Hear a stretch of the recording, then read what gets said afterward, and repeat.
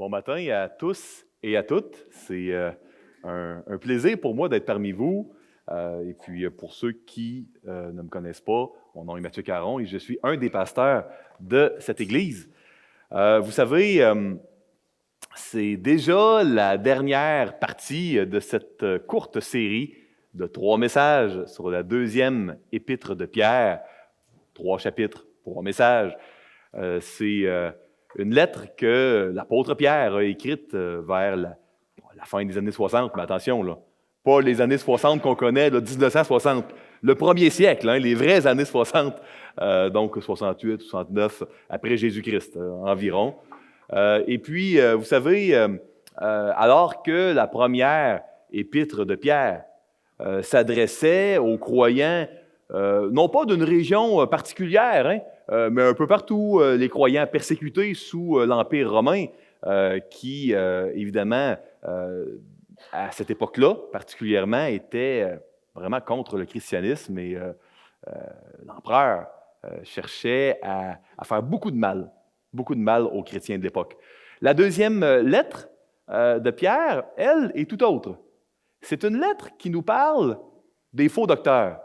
Mais attention, je ne vous parle pas des médecins qui ne le sont pas vraiment, puis qui, dans le fond, arrivent sans permis pour faire de la médecine. Pas cette sorte de docteurs-là. Les faux docteurs, c'était des faux enseignants qui prétendaient enseigner la Bible, mais qui, en fait, ne l'enseignaient pas du tout, enseignaient des erreurs bibliques. Il y avait une fausse doctrine dans le premier siècle, à cette époque-là, qui s'appelait le gnosticisme, qui vient de gnosia, connaissance. Cette fausse doctrine-là était caractérisée par 4 éléments. Je les nomme ici, là. C'est un résumé, on l'a vu au chapitre 1. C'est des gens qui, dans le fond, étaient frappés par l'immoralité sexuelle. Ils disaient, ce qu'on fait avec son corps, c'est pour ça qui est important. On peut suivre nos désirs. L'important, c'est d'avoir beaucoup de connaissances, des connaissances mystérieuses que les autres n'ont pas. Donc, on peut, avec notre corps, commettre l'immoralité, on peut participer à des sacrifices païens d'idoles, tant qu'on a des connaissances mystérieuses sur les anges, les généalogies, différentes choses. C'était le gnosticisme de l'époque. Puis, vous savez, moi, j'ai pourtant lu l'épître de 2 Pierre plusieurs fois, mais j'ai été frappé en l'étudiant par une chose. Vous savez, moi, si on me demandait d'écrire sur un sujet précis, je parlerais beaucoup de ce sujet-là. Mais pourtant, Pierre ne parle très peu du gnosticisme précisément. Il parle d'une manière très générale des faux enseignements puis des faux docteurs. Il parle de la vérité au chapitre 1. Comment, là, face au gnosticisme, on doit appliquer la vérité à notre vie? Très, très concrètement. Chapitre 2, il parle non pas des fausses doctrines, mais des dérèglements des faux docteurs. Comment? Notre conviction a un impact sur notre conduite. Rappelez-vous de ça. Conviction a un impact direct sur la conduite. C'est l'élément que Pierre amène au chapitre 2. Puis au chapitre 3, au lieu de dire, les 3 chapitres, il va finir par en parler du gnosticisme, très peu. Il ne parle que de la base, selon Pierre, de toutes les fausses doctrines. Et puis, on est rendu là ce matin. Il parle de l'incrédulité. Puis, il parle de l'incrédulité particulièrement face à une chose. Pas l'incrédulité face à l'amour de Dieu, là. L'incrédulité par rapport au jugement de Dieu. Plus spécialement, une journée très spéciale que les prophètes de l'Ancien Testament ont rapporté à plusieurs reprises, le jour de l'Éternel, dans certaines Bibles, le jour de Yahweh, dans le Nouveau Testament, souvent appelé le jour du Seigneur. C'est la même journée, le jour du jugement du péché. Donc Pierre dit, les faux docteurs, pas besoin de connaître la théologie d'une manière extrêmement poussée. Regardez leur conduite, vous allez déjà les dépister. Parce que conviction, conduite. Et en même temps, vous allez voir qu'ils sont incrédules par rapport au jugement du péché. C'est ce que Pierre amène. Puis moi, je n'avais pas réalisé dans le passé comment cette lettre-là était aussi applicable et générale à toutes les fausses doctrines, à tous les faux docteurs. Donc, ça, c'est les principes que renferme 2 Pierre, c'est le message de 2 Pierre. Prenez garde à la vérité. Pas seulement de connaître plein de choses, de nouvelles avancées, là, sur le nom de tous les anges nommés dans la Bible, et puis l'endroit où... Non, c'est bien la connaissance, mais appliquez la connaissance à votre vie, parce que ça va avoir un impact sur votre conduite. Si quelqu'un là, amène quelque chose qui semble bizarre, regardez sa conduite. Vous allez déjà avoir une idée si c'est un faux docteur ou pas. Et puis, ne soyez pas incrédules. C'est la base de tous les dérapages, des fausses doctrines. Donc ça, c'est le résumé qu'on va peut-être garder en tête pour bien comprendre le chapitre d'aujourd'hui. Parce que quand vous étudiez la Bible, c'est important que vous connaissiez le thème du livre et puis les chapitres que vous étudiez. Parce qu'on ne peut pas très bien comprendre. Si je vous envoie un long courriel avec 10 paragraphes, si jamais il y a des gens qui font des paragraphes dans les courriels, qui sait, écoutez, puis vous lisez seulement le paragraphe numéro 7 sur 10, pas les premiers ni les derniers, écoutez, vous allez mal comprendre très probablement mon courriel. Donc, c'est important de bien comprendre la vue d'ensemble de la Bible. Écoutez, j'aimerais prier avant de commencer. J'ai pris le temps d'écrire cette prière parce que ce que je voulais dire à Dieu, j'y ai réfléchi, puis j'ai pesé chaque mot. Donc, ceux qui le désirent peuvent courber la tête, puis j'aimerais prier avant d'aller plus loin.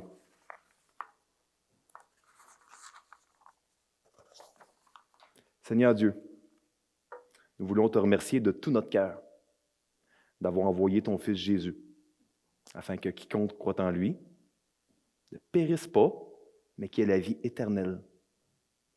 Merci parce que le coût pour devenir membre de ton peuple a été payé par Jésus à la croix. Seigneur, ma prière, c'est que s'il y a des personnes qui ne font pas partie de ton peuple dans cette salle, que tu tournes leur cœur aujourd'hui, Seigneur, si c'était possible vers toi, afin qu'ils se convertissent puis deviennent membres de ton peuple, membres de ton Église. Seigneur, ce matin, je veux prier pour toutes les personnes dans le Grand Shawinigan qui luttent contre la maladie mentale, puis toute forme de désordre puis de troubles psychologiques ou psychiatriques. Je te demande de leur donner du courage puis de l'espoir. Je te demande, Seigneur, de briser la solitude qu'ils vivent habituellement pour qu'ils puissent réaliser qu'ils ne sont pas seuls, puis qu'ils ont une valeur égale, pas moins que les autres devant toi, Seigneur. Dans le monde qui est brisé par le péché, nos corps sont malades, puis bien que tu guérisses nos âmes à la conversion, Seigneur Jésus, nos corps vont être guéris uniquement lors de ton retour. Puis ça inclut la maladie mentale, ça, Seigneur, qui est une entité physique. Merci parce que dans la conversion chrétienne, nous avons l'espoir d'un nouveau monde, sans aucune maladie, où nous serons pleinement guéris. Seigneur, fais du bien à ces individus, donne-leur du courage et de l'espoir quand tout est sombre autour d'eux.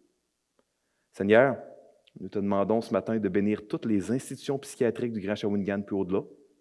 Nous te demandons comme Église de faire du bien à tous les professionnels de la santé et tout le personnel de soutien qui prennent soin des individus qui luttent contre la maladie mentale. Fais également du bien, Seigneur, aux aidants, aux conjoints des individus souffrant de troubles de santé mentale. Garde-les du découragement puis fortifie-les. C'est dans le nom de Jésus que nous te prions, Seigneur. Amen. Donc, lisons ensemble les 4 premiers versets de la 2e épître de Pierre au chapitre 3. J'ai intitulé le sous-thème de ces 4 versets « Avertissement contre les faux docteurs qui viendront dans l'Église ». Donc, tournez avec moi. Ceux qui n'ont pas de Bible, qui veulent suivre à l'écran, le peuvent, mais sinon, vous pouvez tourner. Voici déjà, bien-aimés, la seconde lettre que je vous écris. On le sait, 2 Pierre. 1 Pierre, c'est la seconde lettre. Dans l'une et dans l'autre, je cherche à éveiller par des avertissements votre saine intelligence, afin que vous vous souveniez des choses annoncées d'avance par les saints prophètes et du commandement du Seigneur et Sauveur enseigné par vos apôtres. Sachant avant tout que, dans les derniers jours, il viendra des moqueurs avec leur raillerie, marchant selon leur propre convoitise, et disant « Où est la promesse de son avènement? Car depuis que les pères sont morts, tout demeure comme dès le commencement de la création. » Bon, on voit au départ éveillé ici, non, par des avertissements de votre saine intelligence. Voyez-vous comment, encore et encore, Pierre, il le dit, il ne s'en cache pas, il le dit au chapitre 1, il n'est pas en train d'enseigner des nouvelles connaissances en disant, écoutez, les gnostiques là, qui pensent en savoir plus, ils se trompent, moi je suis apôtre de Jésus-Christ. Vous voulez en savoir sur les anges? Voici des révélations nouvelles. Non, ce n'est pas du tout l'approche que Pierre prend. Il rappelle les vérités de base que les croyants connaissent déjà. Puis, une des choses qui est frappante dans 2 Pierre, c'est, si vous voulez grandir, c'est important la connaissance. Mais c'est encore plus important de se rappeler des vérités de base et de chercher à les appliquer. Ça, c'est un message qui me parle. J'aime beaucoup étudier, étudier la parole de Dieu particulièrement, c'est une des grandes joies de ma vie. Mais ici, non, Dieu me dit que ce qui est plus important, c'est bon d'apprendre des nouvelles choses bibliques. C'est pas d'apprendre des nouvelles choses bibliques. C'est de me rappeler des choses bibliques de base, de les appliquer dans ma vie, de les garder dans mon cœur, de me rappeler de ce qui a été enseigné. Attention, pas seulement dans le Nouveau Testament, parce que regardez, on parle des prophètes, des saints prophètes. Donc, l'Ancien Testament, là, c'est pas juste une parole de Dieu, mais un peu moins importante, on ne y pas trop souvent. Non, non. C'est la parole de Dieu au même titre que le Nouveau Testament. C'est un peu plus que 75 77 pour être plus exact, de la parole de Dieu, l'Ancien Testament. Donc, le message de Dieu, écrit par la main là, d'une quarantaine d'auteurs sur plus de 1000 ans, est uniforme, homogène, cohérent, parce qu'une seule personne en est vraiment l'auteur, Dieu. C'est pour ça que c'est si cohérent. C'est possible d'avoir un livre cohérent sur plus de 1000 ans par tant de personnes, sinon. C'est intéressant de voir ici également que dans les derniers jours, il va y avoir un aspect de moquerie, de raillerie de la part de ces faux docteurs, de ces gens qui se disent chrétiens, mais qui ne le sont pas. Hein, l'obscurité des ténèbres leur est réservée, nous l'a enseigné Michael dimanche dernier. Donc, ces faux croyants, faux chrétiens qui ont des vies qui déraillent, qui dérapent de la foi, ils vont être des moqueurs. Ils vont marcher selon leur propre convoitise. C'est un résumé du chapitre 2. Ils vont être guidés par leur désir. C'est ça, hein? Convoitise, c'est un désir. La parole de Dieu ne sera pas leur guide, mais leur désir. Vous savez, on entend parfois des gens dire de nos jours que quand on ne suit pas ses désirs, on est hypocrite. Que si on n'agit pas selon ce qu'on ressent, on est hypocrite. Non. La parole de Dieu nous dit qu'on n'est pas hypocrite quand on agit contraire à nos sentiments. On doit agir selon ce que notre tête nous dit qui est la vérité. C'est ça le message de Dieu. Une des choses que les faux docteurs disent, c'est où est l'avènement? Un avènement, c'est la venue. Et où est la deuxième venue de Jésus, le jour du jugement? Les prophètes en parlent. Elle est où? On ne l'a pas vue depuis le début de la création. Puis, vous savez, c'est particulièrement intéressant parce que, Pierre va nous dire dans quelques instants pourquoi Dieu n'est pas encore revenu, pourquoi Jésus n'est pas revenu, pourquoi le jour du jugement n'est pas encore arrivé. Mais la parole de Dieu, depuis le début de l'histoire, elle cherche à éveiller les enfants de Dieu par rapport au fait qu'il va y avoir un jour du jugement. Je lis le passage suivant, puis je vous donne de multiples exemples. Verset 5. Ils veulent ignorer, en effet, que des cieux existèrent autrefois par la parole de Dieu. On parle de la création ici. De même qu'une terre tirée de l'eau est formée au moyen de l'eau. Vous vous souvenez, Genèse chapitre 1, Dieu a séparé les eaux d'en haut et d'en bas afin que le sec paraisse. Et que, par ces choses, le monde d'alors périt, submergé par l'eau, tandis que, par la même parole, les cieux et la terre d'à présent sont gardés et réservés pour le feu, pour le jour du jugement et de la ruine des hommes impies. Mais, il est une chose, bien-aimés, que vous ne devez pas ignorer, c'est que devant le Seigneur, un jour est comme 1000 ans, et 1000 ans sont comme un jour. Le Seigneur ne tarde pas dans l'accomplissement de la promesse, comme quelques-uns le croient, mais il use de patience envers vous, ne voulant pas qu'aucun périsse, mais voulant que tous arrivent à la repentance. Donc, vous savez, il y a eu un déluge où tous les êtres vivants terrestres qui n'étaient pas dans l'arche, le seul moyen de salut que Dieu avait donné, sont morts, ont été détruits. Et il est particulièrement intéressant de voir que l'on aide en Asie, en Afrique, en Amérique du Sud, dans différentes grandes cultures, grandes religions du monde, il y a dans les histoires, dans les récits, dans les mythes, un grand déluge qui aurait eu lieu il y a très très longtemps. Évidemment, on s'entend que les détails sont très différents, hein, mais le déluge qui a eu lieu et dont la Bible nous donne les détails a laissé des traces dans l'histoire. Donc, il y a eu un déluge, mais ces gens-là ont dit « Oh non, on oublie ça ».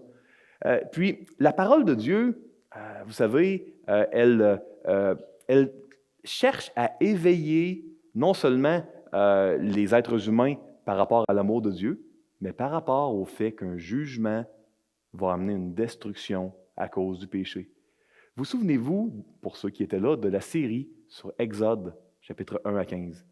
Quand nous avons parlé des 10 plaies d'Égypte, nous avons conclu et convenu ensemble que c'est pas parce que Dieu n'aime pas et est cruel qu'il y a eu des plaies si terribles, mais que c'était une manière de la part de Dieu de dire « Attention, un vrai jugement à cause du péché va survenir. » Et ce jugement-là, c'est parce que sans Dieu, quand on le met de côté, tout se désintègre. Voici à quoi ça va ressembler. Plusieurs théologiens appellent dans les Écritures des moments où il y a eu un clin d'œil du jugement dernier, une intrusion. Il y a d'autres termes, certains appellent ça une intrusion. Maintenant, on le voit dans les 10 plaies d'Égypte. On l'a vu dans Genèse, chapitre 19, avec le jugement de Sodome et de Gomorrhe. On le voit également, on va le voir, dans notre série sur le livre de Josué, quand il va y avoir dans Josué 6, destruction des murs de Jéricho. On va le voir dans Josué au chapitre 10, quand il va y avoir des pierres qui vont tomber du ciel pour détruire les Cananéens. À différents endroits dans la Bible, Dieu donne des intrusions, des exemples, des coups d'œil, des clins d'œil, du jugement qui va arriver.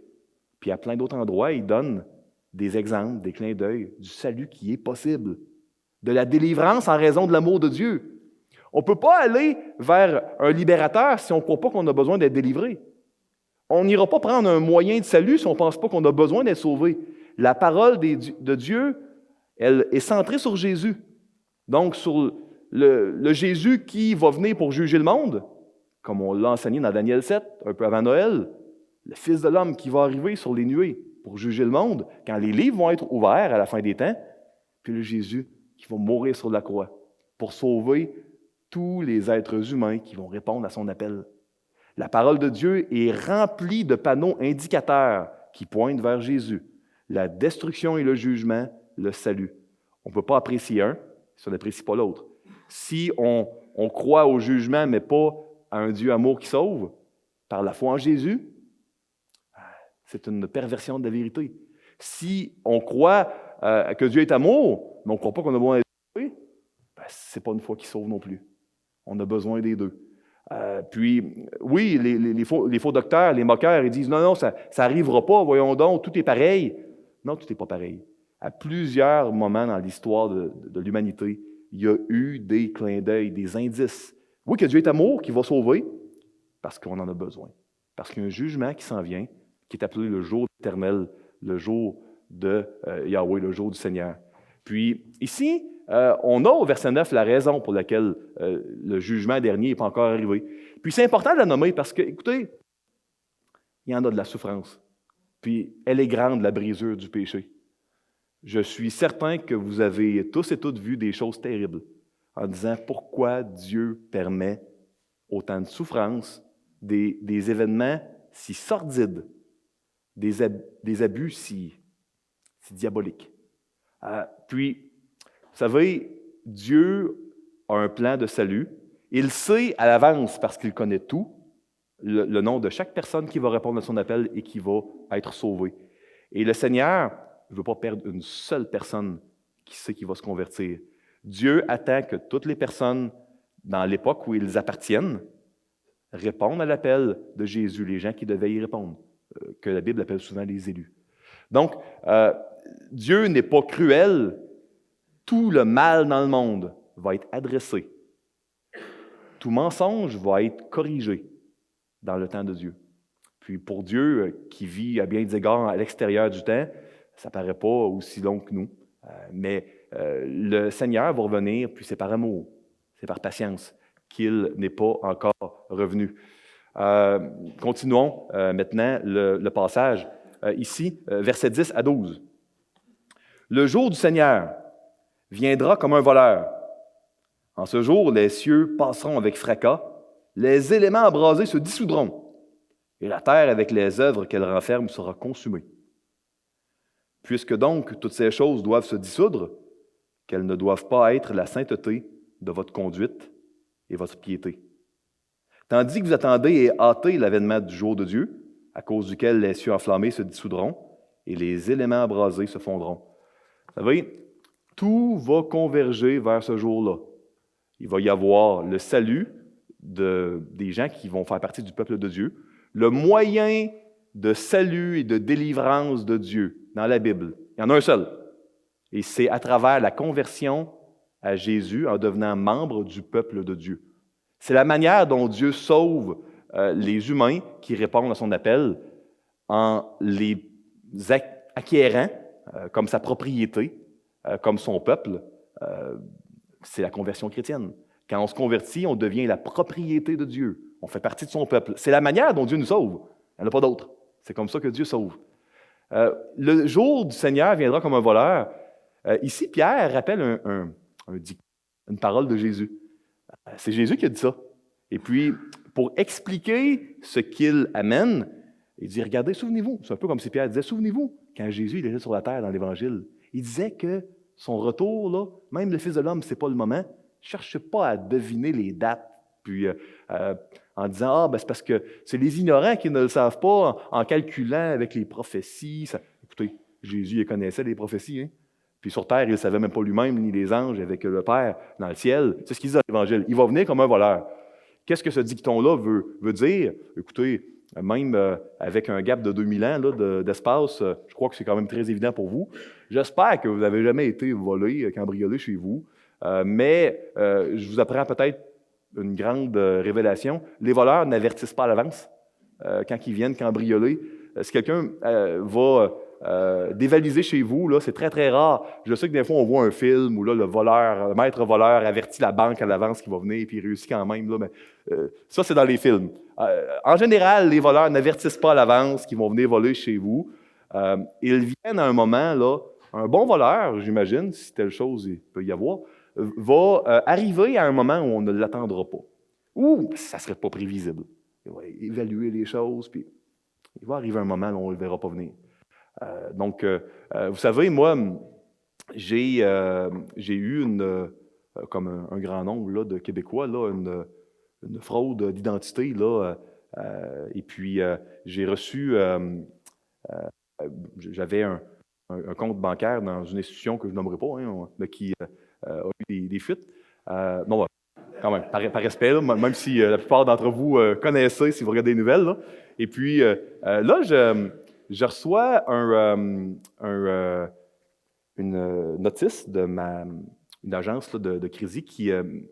j'avais un abonnement pour me faire avertir si on ouvrait une carte de crédit ou un compte à mon nom. Puis là, je reçois ça, c'était début juillet. Vous savez, quand les gens sont en vacances, partent à l'extérieur de la maison, c'était quelque chose aux alentours du 3, du 4 juillet. Je reçois que j'ai ouvert une carte de crédit à tel lieu du Québec, puis que j'ai été acheter des matériaux de construction. On me connaît mal, les matériaux de construction. C'est bien rare que j'achète ça, moi. Et puis, je suis tellement habile de mes mains pour ça, fait que, ceux qui me connaissent. Donc, évidemment, je me suis dit, waouh, c'est vraiment le meilleur moment pour faire ça, parce que pas avoir eu une agence qui envoie un avertissement si on ouvre une carte de crédit ou un compte de banque, je l'aurais su, surtout en vacances l'été, je l'aurais su très, très, très tardivement. Puis ça s'est bien fini, hein, j'ai appelé, ils ont cancellé la carte. Donc c'est des choses qui arrivent. Je ne suis pas le seul à avoir vécu des choses comme ça. Il y a plein de gens qui l'ont vécu. Mais ils l'ont fait à un moment là, où l'été, personne ne s'attend là, à ce que ça survienne. En plus, on avait même changé mon adresse au bureau de crédit, de sorte que je n'aurais pas reçu chez moi le compte de carte de crédit. Fait que, tu sais, c'est fait d'une manière que tu ne peux pas le prévoir. Donc, ça va être la même chose quand le Fils de l'homme, quand Jésus-Christ va revenir. Le jour de l'Éternel, là, on ne peut pas prévoir le moment où ça va arriver. Puis, ça va arriver non pas avec une destruction de l'eau, ça va arriver avec une destruction par le feu. Et attention, le déluge a été un jugement universel, mais ça n'a pas détruit les cieux et la terre, le déluge. Seulement les créatures vivantes terrestres, ce qui est beaucoup, mais le jugement dernier, le jour de l'Éternel, va détruire toutes les créatures, sauf le peuple de Dieu, et les cieux et la terre aussi. Là. Ça va tout détruire. Maintenant, est-ce que c'est si extraordinaire de penser qu'il va y avoir un jugement qui va tout détruire par le feu? Écoutez, on a vu dans les livres d'histoire, dans les documentaires, ce qui s'est passé à Hiroshima. On a vu les ravages qu'une bombe nucléaire peut faire. Écoutez, il y a tellement de films d'Hollywood qui parlent de bombes qui détruiraient la Terre en entier. Est-ce que c'est vraiment tellement surprenant en 2020 de penser que le monde, tous les êtres vivants, ainsi que la création pourraient être détruites par le feu? Honnêtement, c'était probablement bien plus difficile à croire il y a 2000 ans que maintenant. Maintenant, il existe les moyens vraiment là, de détruire toute la Terre et puis l'atmosphère et puis tout ce qui y vit. Hein? Donc, maintenant, pourquoi cet impératif que Pierre amène? Hâter l'avènement du jour de Dieu. Est-ce qu'il est possible de faire quelque chose qui va amener Dieu à revenir à un moment plus tôt qu'il ne l'avait prévu? Écoutez, c'est une manière de parler. Ce que je suis en train de dire, c'est, regardez, Dieu, il est patient, il est amour, il attend que tout le monde qui ont à se convertir se convertisse. Donc, puis il dit aussi, mais ailleurs, que nous, on est les moyens que Dieu a choisis pour partager sa parole. Donc, c'est un encouragement. Regardez, si vous soupirez, là, puis vous envoyez la souffrance issue de la brisure du péché, puis vous dites, j'ai hâte que Dieu revienne, puis que vraiment que la terre soit guérie, puis qu'il y ait des nouveaux cieux, une nouvelle terre. Ben, ce que Pierre dit, c'est évangéliser, parlez-en de l'amour de Jésus. Dieu veut utiliser ses enfants pour amener tout le monde qui ont à se convertir. Puis c'est là, après que tout le monde soit converti, qu'il va revenir. Donc, c'est un peu une manière de parler. C'est une manière d'encourager les croyants à dire, regardez, amenez l'Évangile. Évidemment, Dieu, il connaît tout. Il sait toutes les personnes qui vont se convertir, le moment, il sait à l'avance qui va avoir été utilisé pour le faire dans ses enfants. C'est une manière d'encourager les croyants, c'est une manière de parler, c'est une image qui est vraie, mais qui ne veut pas dire que Dieu, il va, finalement, son plan va changer. Le plan de Dieu ne changera pas. Vous comprenez, hein? Des fois, c'est difficile de comprendre comment Dieu fonctionne à l'extérieur du temps, omniscient. Tu sais, c'est mystérieux pour nous, là. Donc, on voit donc que toute l'histoire de l'humanité va converger vers le jour de l'Éternel.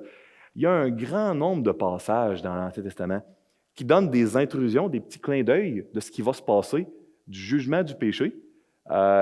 Et il y a également des prophéties directes où on parle du jour de l'Éternel qui s'en vient. Je vous en nomme une dans Joël au chapitre 2, si vous voulez tourner dans Amos.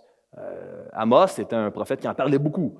Si vous tournez dans Zacharie, dans Ésaïe, il y a plusieurs prophètes qui parlaient beaucoup du jour de l'Éternel. Je vous cite un classique dans Joël 2. Joël 2, 11 à 13. Ceux qui veulent tourner, donc un des prophètes mineurs vers la fin de l'Ancien Testament. « L'Éternel fait entendre sa voix devant son armée, car son camp est immense, et l'exécuteur de sa parole est puissant. » C'est que l'armée de Dieu, c'est une longue discussion que nous aurons ensemble quand nous allons enseigner, Dieu voulant, quand nous allons enseigner le livre de Josué. Car le jour de l'Éternel est grand, il est terrible. Qui pourra le soutenir? Maintenant encore, dit l'Éternel, revenez à moi de tout votre cœur, avec des jeûnes, avec des pleurs et des lamentations. Déchirez vos cœurs et non vos vêtements, et revenez à l'Éternel votre Dieu, car il est compatissant et miséricordieux, lent à la colère, riche en bonté. Il se repent des mots qu'il envoie. Ce que Joël dit, c'est prenez ça au sérieux, parce que le jugement du péché, c'est réel. Ayez crainte de l'Éternel. Prenez ça au sérieux, Puis pas juste au sérieux que « Ah, merci Seigneur », puis non, non, avec pleurs, jeûne qui est un signe de désolation, où on ne mange pas durant un temps, puis déchirer ses vêtements, c'était un grand signe de lamentation, de détresse. On le faisait quand des proches décédaient, par exemple. Puis ici, il dit, faites pas juste déchirer vos vêtements, déchirez vos cœurs. Prenez ça au sérieux, mais revenez à Dieu. Puis là, Joël fait quelque chose de particulier. Dans Exode 34, Dieu était descendu dans une nuée devant Moïse. Et puis là, la voix de Dieu a crié de la nuée à Moïse qui il est. Et puis, la description de qui il est, son identité que Dieu a crié à Moïse dans Exode 34 de la nuée. Joël cite ça. Il dit, prenez ça bien au sérieux le jour de l'Éternel. Puis là, il cite les paroles que Moïse a entendues de la nuée sa montagne. Et revenez à l'Éternel votre Dieu, car il est compatissant et miséricordieux, lent à la colère, riche en bonté. Citation intégrale, particulièrement visible dans l'original hébraïque, des mots que Dieu a criés sur la montagne sur qui il est. Prenez ça au sérieux le jour de Dieu, mais revenez à Jésus, revenez à Dieu. Parce que voici ce qu'il avait dit qu'il est. Voici son identité qu'il avait criée de la nuée. Il est lent en colère. Il est riche en bonté, en miséricorde. Il pardonne. Il veut sauver les êtres humains. C'est pour ça qu'il faut revenir à Dieu. Il veut vraiment là, se repentir des mots qu'il va envoyer envers tous les gens qui vont se convertir à lui. Dieu veut sauver. Mais c'est une réponse à son appel qui va amener ce salut-là, une réponse à son appel par la foi. Continuons. Dieu a promis, dans les versets 13 à 18, à son peuple de nouveaux cieux et puis une nouvelle terre. Lisons cela ensemble. Mais nous attendons, selon sa promesse, de nouveaux cieux et une nouvelle terre, où la justice habitera. C'est pourquoi, bien-aimés, en attendant ces choses, appliquez-vous à être trouvés par lui, sans tache et irrépréhensibles dans la paix.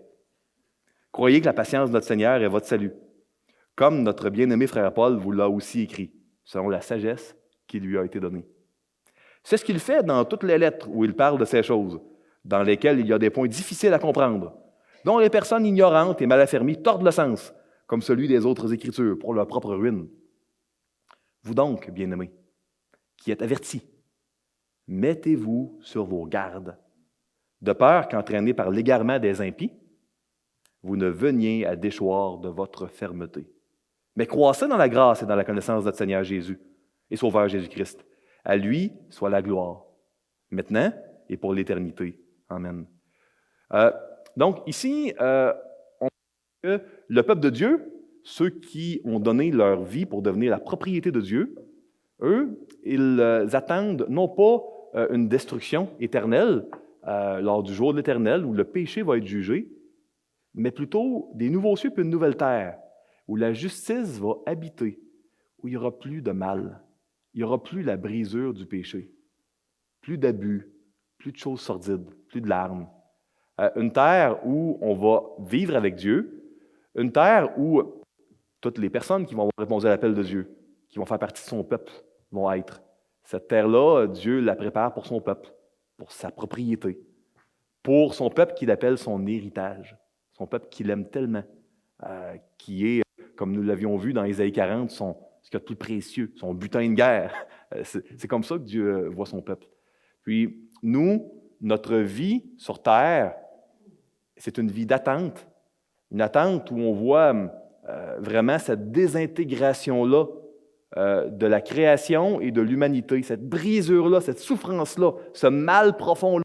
Nous le voyons et on sait que ça va converger vers le jour de l'Éternel, vers une destruction complète, vers l'enfer éternel pour les gens qui n'auront pas accepté le salut de Dieu. Mais à nous qui avons accepté le salut de Dieu, puis à vous, dans cette salle, qui l'avez fait, il y a de nouveaux cieux et une nouvelle terre qui vont être amenés, qui vont être encore plus belles, une terre plus belle, des cieux plus beaux que même notre planète, qui est quand même très belle. Puis, en attendant ces choses-là, on doit être trouvé sans tache puis irrépréhensible. Donc, on doit vraiment, en attendant cette nouvelle terre-là, rester fidèle à Dieu. Parce que la raison pour laquelle Dieu a créé tout l'univers, les cieux, la terre, les êtres humains, c'était pour sa gloire. Dans toutes les races, puis les êtres humains, c'est une seule race dans la Bible en passant. Hein? Donc, le mot race dans la Bible, le récit de la création, c'est les animaux, c'est une race, les oiseaux, c'est une race, les humains, c'est une race. C'est vraiment pas comme ça qu'on le comprend. Parmi tous les êtres vivants, il y en a une race, la race humaine, qui a l'image de Dieu en elle. Vous savez, nous, si on a le souffle de vie ce matin, qu'on soit croyant ou non, c'est parce que Dieu veut qu'on le reflète qui il est, parce qu'on a son image en nous. Et puis la meilleure manière de refléter qui est Dieu est de devenir une partie de sa propriété, de se convertir. Si vous ne connaissez pas Jésus-Christ, ma prière est répondez à son appel. Parce que cette destruction-là que le péché mérite, Jésus, il l'a subi à la place de tous ses enfants à la croix.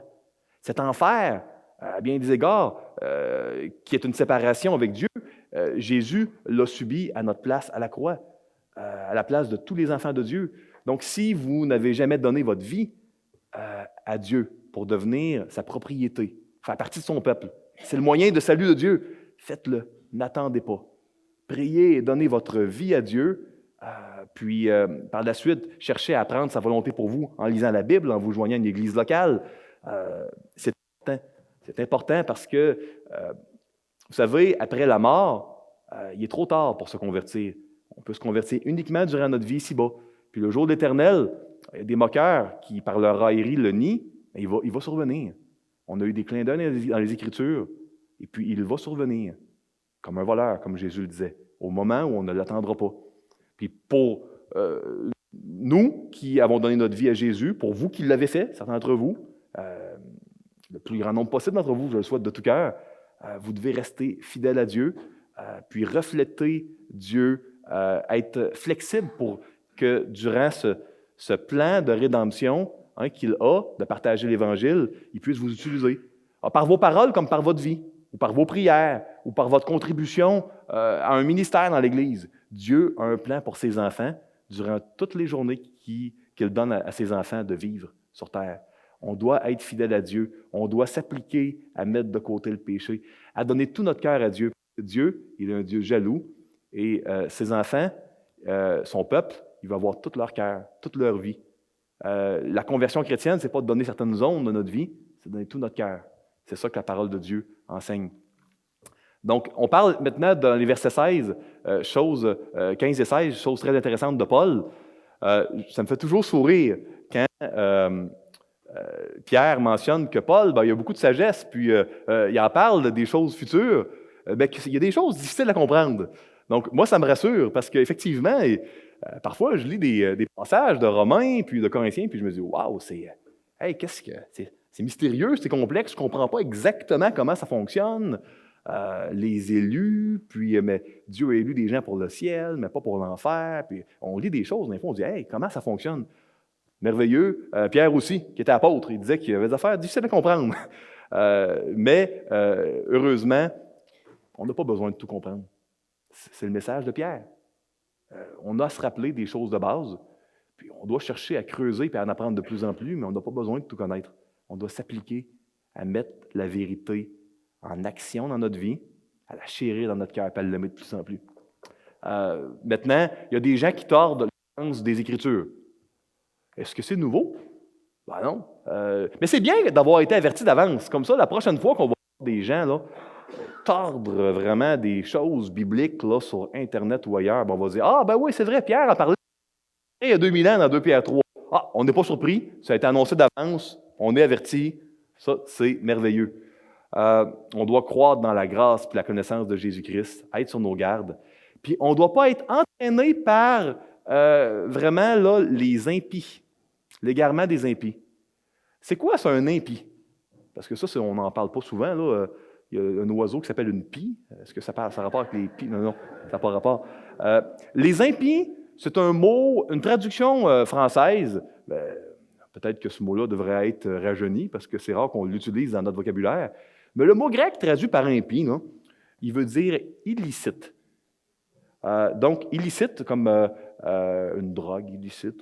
Donc, illicite, c'est un faux croyant. Quelqu'un qui prétend être un croyant authentique, mais qui n'en est pas un. Puis comment qu'on le voit?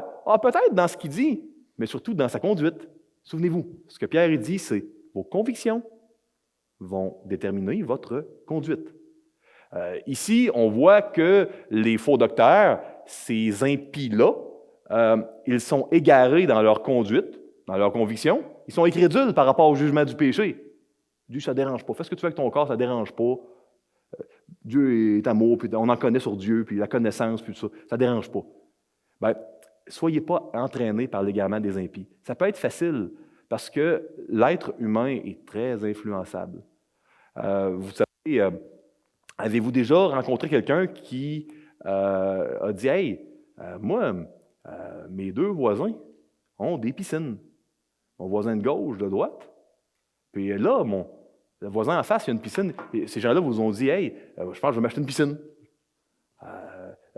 Un exemple cliché, hein? Mais qui nous montre comment, que ce soit dans la publicité, le marketing que l'on peut voir à la télévision, ou peut-être que vous l'avez vécu vous-même, nous sommes portés à se laisser influencer par ce que font les autres. Et puis, on pourrait dire que même la mode est basée un peu sur le fait que l'être humain est influençable. Hein? Qu'est-ce qui est à la mode? Ah non, c'est plus à la mode. Hey, coudonc, il sort-tu des années 80? C'est plus à la mode, ça. Regarde comment il est habillé ou il est peigné. Donc, la mode. Puis, on n'est pas contre la mode. La mode est basée sur le fait que les êtres humains sont influençables. Sinon, quel genre de mode il pourrait y avoir? Donc, ici, être à la mode, puis chercher à être influencé pour les vêtements, tout ça, c'est une chose. Mais il ne faut pas l'être par l'égarement dans la conduite des impies, des gens qui se disent chrétiens et qui ne le sont pas. Il y a des gens qui ont une conduite vraiment déréglée, qui n'est pas irrépréhensible et sans tâche, qui prennent Dieu au sérieux en disant « Hey, tout ça va fondre, va se dissoudre. » Puis moi, je suis une propriété de Dieu en attente des nouveaux cieux de la nouvelle terre. Puis c'est sérieux. Dieu appelle ses enfants, sa propriété, à le mettre au centre. Dieu veut être le centre de la vie de ses enfants, pas une religion du dimanche. Dieu veut comme enfants de Dieu, que toute notre vie soit planifiée en fonction de lui. Pas notre travail, de lui. Il veut que notre travail, notre vie de famille, que nos loisirs, que tout soit planifié en fonction que Dieu est au centre. Peu importe la forme que ça peut prendre. Puis la forme, ça prend différentes formes chez les croyants, ça. Donc, on ne doit pas se laisser entraîner par l'égarement des impies, parce que, de la même manière que notre conduite est déterminée par nos convictions, bien, notre conduite également va influencer nos convictions. Donc, quand on se met à s'égarer, ça va affecter ce qu'on croit. Avez-vous déjà rencontré des gens qui croyaient en Jésus-Christ, ils ont dérapé au niveau de leur conduite, puis après un certain temps, ils ont dit « Ah, bien, finalement, moi, je ne crois plus que Dieu existe » ou des choses comme ça. De la même manière que notre conduite est influencée par notre conviction, l'inverse est également vrai. Je termine ici. Quatre conclusions, 4 applications que j'aimerais laisser là, devant vous, vous proposer. Premièrement, croyez-vous au jour de l'Éternel? Est-ce que pour vous, c'est de la folie, de la plaisanterie? Est-ce que vous croyez vraiment? Parce que l'histoire de l'humanité converge vers ça. Toute la Bible converge vers le salut et la destruction. Les deux vont ensemble. On n'a pas de bonne nouvelle de l'Évangile sans la mauvaise nouvelle, que le salaire du péché, c'est la mort. Donc, croyez-vous au jour de l'Éternel? Moi, je vous encourage à y croire. Pourquoi? Parce que Dieu le dit. Vous savez, on apprend aux étudiants à l'université de bien choisir leurs sources. Puis quand on avait des travaux de recherche à l'université, on nous disait qu'il ne faut pas prendre de n'importe quelle source, il faut prendre des sources fiables et valides. Eh bien, moi, là, la source la plus fiable et valide, c'est celle de Dieu. Parce qu'il n'y a pas personne qui est plus crédible et plus vrai que Dieu. Donc, pour moi, si Dieu le dit, ben, je vais y croire. Puis, en même temps, je trouve ça facilement crédible. Là, ça fait du sens qu'il va y avoir une destruction de la terre. En fait, il y a même plusieurs non-croyants qui ne croient pas à la Bible qui le disent et qui le savent, hein, qui croient à ça aussi. C'est logique. C'est logique qu'il va en avoir une. Ce que Dieu a enseigné dans la Bible et annoncé d'avance, qui n'était pas logique il y a 2000 ans, est tout à fait réalisable et logique maintenant. Notre conduite, point numéro 2, est le thermomètre de notre foi. Qu'est-ce que ce thermomètre-là indique dans votre vie, dans ma vie? Si ce thermomètre-là indique que vous faites de la fièvre spirituellement, si vous faites de la fièvre avec un vrai thermomètre, vous allez aller voir le médecin peut-être, prendre des médicaments quelconques. Maintenant, si votre thermomètre spirituel, votre conduite, indique que vous faites de la fièvre spirituelle, peut-être que vous devez vous donner une double dose de, pas de vitamine C, mais de vérité. Ça serait le meilleur remède. Donc, si vous voyez un problème, ce qui change nos cœurs, là, c'est la Bible. Imprégnez-vous de la Bible. Prenez-en de plus en plus. Dans Deutéronome, au chapitre 6, vous savez, Moïse, l'Éternel, par la bouche de Moïse, disait au peuple, ça, là, les lois et les préceptes de Dieu, enseigne-les à tes enfants, écris-les sur ta porte, sur les linteaux, ton front, t'en parles en voyage, à la maison, parle-en tout le temps, pour ne pas oublier, parce que c'est ça qui change nos cœurs et nos vies. Donc, si votre conduite, le thermomètre de votre foi, indique de la fièvre, doublez, triplez, quadruplez les doses de vérité. Meilleur antibiotique spirituel que vous ne trouverez pas. En fait, c'est le seul. Mais il marche pour tous les problèmes de fièvre spirituelle. Est-ce que vous faites partie du peuple de Dieu? Vous savez, je ne veux pas prendre pour acquis que tous les individus ici font partie du peuple de Dieu. Comment pourrais-je le savoir, moi? Je ne vais pas dans le cœur des gens. Si vous ne faites pas partie du peuple de Dieu, je vous encourage vraiment à vous convertir au peuple de Dieu durant le temps que vous en avez l'opportunité. Ne faites pas la sourde oreille, n'endurcissez pas votre cœur. Prenez cette offre-là, cet appel de Dieu-là, puis donnez votre vie à Jésus, mettez votre foi en lui. Il veut délivrer, il y a des clins d'œil de l'amour de Dieu, puis de son désir de sauver partout dans la Bible. Est-ce que vous faites partie du peuple de Dieu? 4, appliquez-vous à veiller d'ici à son retour. Dieu va revenir à un moment où on ne s'entendra pas. On doit être prêt à chaque jour, si on veut vraiment être capable de vivre pour Dieu, à chaque jour, on doit être prêt à mourir pour Dieu. C'est ce qui nous donne une attitude de cœur qui nous permet d'être entiers pour le Seigneur. Que le Seigneur vous bénisse richement cette semaine et n'oubliez jamais à quel point Dieu vous aime d'une manière infinie que vous ne pourrez jamais comprendre. Amen.